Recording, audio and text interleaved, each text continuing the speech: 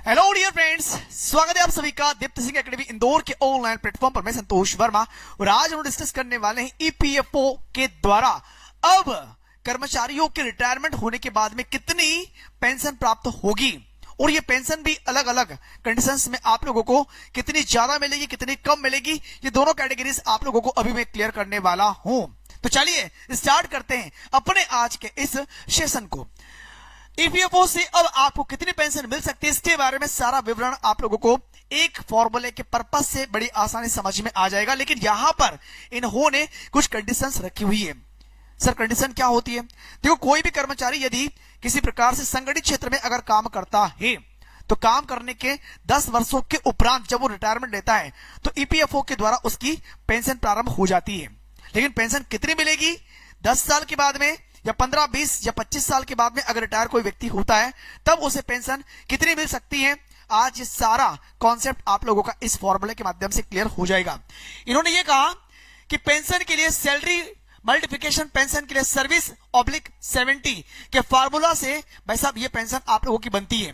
और इसमें होता क्या है कि लास्ट के जो 5 साल होते हैं यानी कि 60 महीने की जो सैलरी आप लोगों की पर मंथ के हिसाब से होती है उसका एवरेज निकाला जाता है, औसत सैलरी कितनी होती है और उसके अकॉर्डिंग कम से कम 10 साल आप लोगों की सर्विस होना बहुत जरूरी है। इन्होंने एक एग्जांपल दिया कि यदि आपकी सैलरी 15,000 रुपए प्रति माह बनती है तो उसके अकॉर्डिंग अगर 10 साल के बाद 10 साल तक आप 10 साल तक अगर आप क्या करते हैं, योगदान देते हैं। अब योगदान क्या होता है आपको पता होगा कि 12% आपका पेमेंट करता है और 12% में से ईपीएफ और पीएफ फंड में अलग अलग पेमेंट जाता है। कितना कितना जाता है वो भी आपको मैं अभी जस्ट दिखाने वाला हूं। यानी कि 15,000 रुपए की सैलरी में अगर 10 साल तक आप लोगों ने योगदान दिया तो उसे एक महीने में 2,143 रुपए प्राप्त होंगे पेंशन के रूप में। ये तो एक नॉर्मल सी बात यहां पर क्लियर कर दी।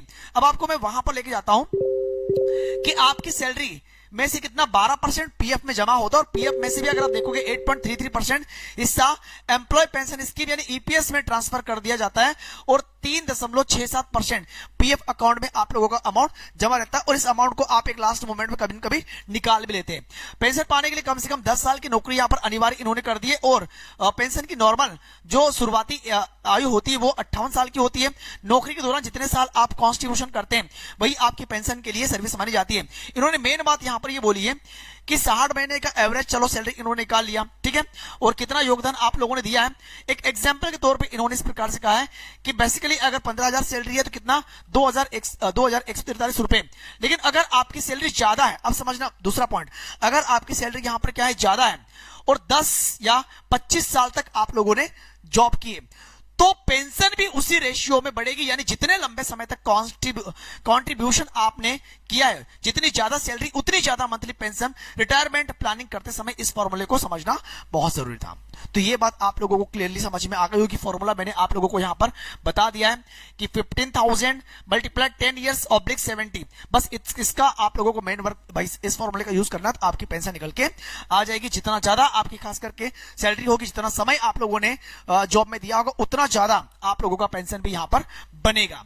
तो जो भी संगठित क्षेत्र में काम करने वाले जितने भी कर्मचारी है भाई साहब उन लोगों को अब बिल्कुल भी टेंशन लेने की आवश्यकता नहीं है।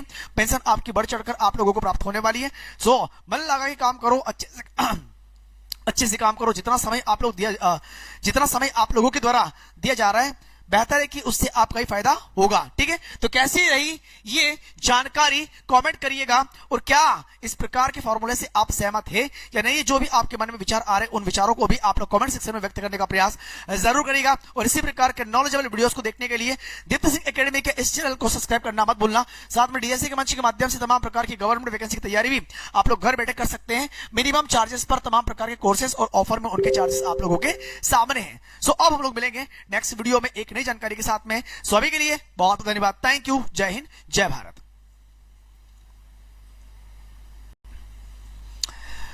हेलो डियर फ्रेंड्स, स्वागत है आप सभी का दीप्त सिंह एकेडमी इंदौर के ऑनलाइन प्लेटफॉर्म पर। मैं संतोष वर्मा और आज हम डिस्कस करने वाले हैं ईपीएफओ के द्वारा अब कर्मचारियों के रिटायरमेंट होने के बाद में कितनी पेंशन प्राप्त होगी और ये पेंशन भी अलग अलग कंडीशंस में आप लोगों को कितनी ज्यादा मिलेगी, कितनी कम मिलेगी, ये दोनों कैटेगरीज आप लोगों को अभी मैं क्लियर करने वाला हूं। तो चलिए स्टार्ट करते हैं अपने आज के इस सेशन को। ईपीएफओ से अब आपको कितनी पेंशन मिल सकती है, इसके बारे में सारा विवरण आप लोगों को एक फॉर्मूले के पर्पस से बड़ी आसानी समझ में आ जाएगा। लेकिन यहां पर इन्होंने कुछ कंडीशंस रखी हुई है। सर कंडीशन क्या होती है? देखो, कोई भी कर्मचारी यदि किसी प्रकार से संगठित क्षेत्र में अगर काम करता है तो काम करने के 10 वर्षों के उपरांत जब वो रिटायरमेंट लेता है तो ईपीएफओ के द्वारा उसकी पेंशन प्रारंभ हो जाती है। लेकिन पेंशन कितनी मिलेगी? 10 साल के बाद में, या 15, 20 या 25 साल के बाद में अगर रिटायर कोई व्यक्ति होता है तब उसे पेंशन कितनी मिल सकती है? आज ये सारा कॉन्सेप्ट आप लोगों का इस फॉर्मूले के माध्यम से क्लियर हो जाएगा। इन्होंने ये कहा कि पेंशन के लिए सैलरी मल्टीप्लिकेशन पेंशन के लिए सर्विस ऑब्लिक 70 के फार्मूला से भाई साहब ये पेंशन आप लोगों की बनती है। और इसमें होता क्या है कि लास्ट के जो 5 साल होते हैं, यानी कि 60 महीने की जो सैलरी आप लोगों की पर मंथ के हिसाब से होती है, उसका एवरेज निकाला जाता है, औसत सैलरी कितनी होती है, और उसके अकॉर्डिंग कम से कम 10 साल आप लोगों की सर्विस होना बहुत जरूरी है। इन्होंने एक एग्जांपल दिया कि यदि आपकी सैलरी 15,000 रुपए प्रति माह बनती है तो उसके अकॉर्डिंग अगर 10 साल के बाद 10 साल तक आप 10 साल तक अगर आप क्या करते हैं, योगदान देते हैं। अब योगदान क्या होता है आपको पता होगा कि 12% आपका पेमेंट करता है, और 12% में से ईपीएफ और पीएफ फंड में अलग अलग पेमेंट जाता है। कितना कितना जाता है वो भी आपको मैं अभी जस्ट दिखाने वाला हूं। यानी कि 15,000 रुपए की सैलरी में अगर 10 साल तक आप लोगों ने योगदान दिया तो उसे एक महीने में 2,143 रुपए प्राप्त होंगे पेंशन के रूप में। ये तो एक नॉर्मल सी बात यहां पर क्लियर कर दी। अब आपको मैं वहां पर लेके जाता हूं कि आपकी सैलरी में से कितना 12% पीएफ में जमा होता है, और पीएफ में से भी अगर आप देखोगे 8.33% हिस्सा एम्प्लॉय पेंशन स्कीम यानी ईपीएस में ट्रांसफर कर दिया जाता है, और 3.67% पीएफ अकाउंट में आप लोगों का अमाउंट जमा रहता है, और इस अमाउंट को आप एक लास्ट मोमेंट में कभी न कभी निकाल भी लेते हैं। पेंशन पाने के लिए कम से कम 10 साल की नौकरी यहां पर अनिवार्य इन्होंने कर दी है, और पेंशन की नॉर्मल जो शुरुआती आयु होती है वो 58 साल की होती है। नौकरी के दौरान जितने साल आप कॉन्स्टिट्यूशन करते हैं वही आपकी पेंशन के लिए सर्विस मानी जाती है। इन्होंने मेन बात यहां पर ये बोली है कि 60 महीने का एवरेज चलो सैलरी इन्होंने निकाल लिया, ठीक है, और कितना योगदान आप लोगों ने दिया है। एक एग्जांपल के तौर पे इन्होंने इस प्रकार से कहा है कि बेसिकली अगर 15,000 सैलरी है तो कितना 2,143 रुपए।